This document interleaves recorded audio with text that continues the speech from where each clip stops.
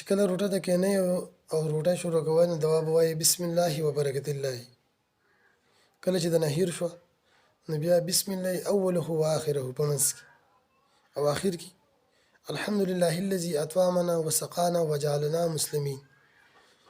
ګوره یو خبره همیشه یاد ساته، یو بسم الله و برکت الله کې په زیاتو کتابونو کې داسې دی بسم الله و علی برکت الله، دا والا ټکی پکې نشته. صحیح دوا داسې ده بسم الله و برکت الله. دویم دا کوم چې اخرنی دوا د الحمد لله الذي اطعمنا وسقانا وجعلنا مسلمین، دا اصل کې دی وجعلنا مسلمین. په عام کتابونو کې چې وګورو نو پای کې لیکل شوی دی وجعلنا من المسلمین، دا من ټکی په دې کې نشته.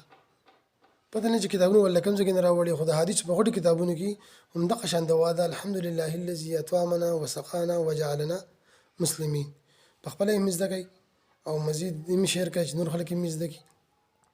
دا دوه الفاظ په دواګانو کې سیوا دي، یو وعلا بسم الله وعلا دا ټکی پکې نشته، بسم الله و برکت الله. دویم وجعلنا من المسلمین، من پکې نشته، وجعلنا مسلمین. په خپله یې زده کوئ دوا، صحیح دواګانې زده کوئ، مزید یې شیر کړئ چې نور خلک یې زده کړي. ستاسو لپاره هم صدقه جاریه ده، زموږ لپاره